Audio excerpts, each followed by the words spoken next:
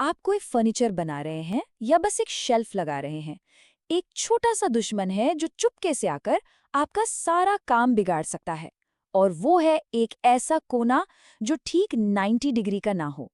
सच तो ये है कि हर अच्छे काम की नींव, चाहे वो कितना भी छोटा क्यों ना हो, एक परफेक्ट राइट एंगल पर ही टिकी होती है।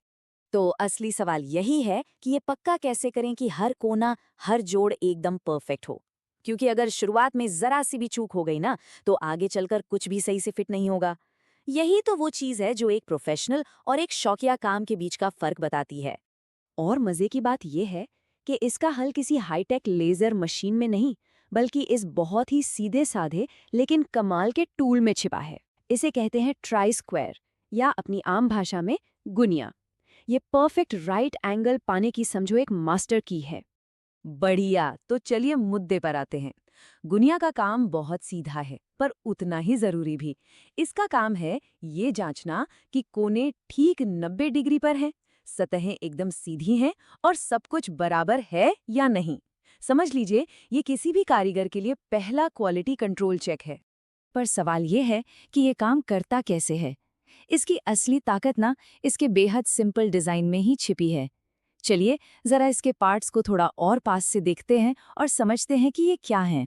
तो सबसे पहले आता है इसका स्टॉक। ये जो मोटा और भारी वाला हिस्सा है, ये लकड़ी या मेटल के किनारे पर एकदम मजबूती से टिक जाता है। इसको आप इस टूल का एंकर मान सकते हैं। एक ऐसा बेस जो अपनी जगह से हिलता नहीं, ताकि हर माप एकदम सटीक आए। और फिर आता है ब्लेड। ये एक पतली सीधी स्टील की पट्टी है जो स्टॉक से ठीक 90 डिग्री के एंगल पर बाहर निकलती है। असली काम तो यही करता है, मतलब नापना और एकदम सीधी लाइन खींचना। अब सवाल उठता है कि ये इन्हीं मटेरियल्स से क्यों बने होते हैं। देखिए, ब्लेड को एकदम सख्त और सीधा रहना होता है ताकि वो घिसे नहीं। इसलिए उसे बनाते हैं हाई कार्बन स्टील से। वहीं स्टॉक को भारी और स्थिर होना चाहिए, इसलिए वो बनता है कास्ट आयरन या कास्ट स्टील से। मतलब हर चीज के पीछे एक पक्की वजह है। चलिए, थियोरी तो बहुत हो गई। अब असली मजा तो इसे काम करते देखने में है। देखते हैं कि ये टूल वर्कशॉप में कैसे जान डाल देता है और कारीगरों का सबसे अच्छा दोस्त बन जाता है। ये देखिए, इसे एक्शन में।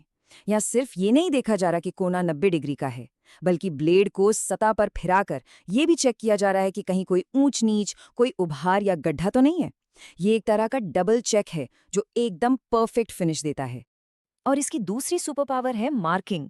स्टॉक को किनारे पर गाइड की तरह टिकाकर आप कटिंग के लिए एकदम सीधी, परफेक्ट 90 डिग्री पर लाइनें खींच सकते हैं। टेढ़ी मेढ़ी लाइनों को तो भूल ही जाइए। इसके साथ हर कट एकदम सटीक होता है, तभी तो जोड़ एकदम परफेक्ट बैठते हैं। अब जरा उन छोटी छोटी बातों पर ध्यान देते हैं जो एक आम यूजर और एक मास्टर के बीच फर्क पैदा करती हैं। हम बात करेंगे इसकी एक्यूरेसी, इसके साइज और कुछ ऐसे डिजाइन फीचर्स की जिनके बारे में शायद बहुत कम लोग जानते हैं। कभी सोचा है कि एक गुनिया कितना सटीक हो सकता है? हम बात कर रहे हैं हर 10 मिलीमीटर की लंबाई पर सिर्फ 0.002 मिलीमीटर की गलती की गुंजाइश की। अंदाजा लगाइए, ये हमारे बाल से भी ज्यादा पतला होता है। इतनी कमाल की सटीकता ही तो इसे इतना भरोसेमंद बनाती है। किसी भी गुनिया का साइज उसके ब्लेड की लंबाई से पता चलता है। ये आमतौर पर 100 मिलीमीटर से लेकर 300 मिलीमीटर तक के साइज में आते हैं। वैसे ज्यादातर कामों के लिए 100 और 150 मिलीमीटर वाले सबसे ज्यादा काम के और पॉपुलर माने जाते हैं। और ये एक ऐसी डिजाइन डिटेल है जो सच में जीनियस है। जरा देखिए, जहां स्टॉक और ब्लेड मिलते हैं वहां कोने में एक छोटा सा खांचा है। इसे अंडरकट कहते हैं। ये जानबूझकर बनाया गया है ताकि अगर लकड़ी के कोने पर कोई छोटा मोटा बुरादा या कोई तेज धार हो तो वो माप में गड़बड़ी न करे। है ना कमाल की सोच? ये छोटी सी डिटेल पूरी एक्यूरेसी पक्की करती है। ठीक है, तो हमने काफी जरूरी बातें जान ली हैं। लगता है सब कुछ अच्छे से समझ आ गया है। चलिए, जो कुछ भी सीखा है उसे पक्का करने के लिए एक छोटा सा क्विज हो जाए। तो पहला सवाल ये है, गुनिया का जो भारी वाला बेस होता है, यानी उसका स्टॉक, वो किस मेटल से बनता है? और सही जवाब है डी, बिल्कुल सही। याद है ना, स्टॉक को भारी और स्थिर होना चाहिए और उसके लिए कास्ट आयरन और कास्ट स्टील सबसे बेस्ट हैं। अगला सवाल, अब ब्लेड के बारे में बताइए। वो हिस्सा जो असल में नापने का काम करता है, वो किस मेटल से बनता है?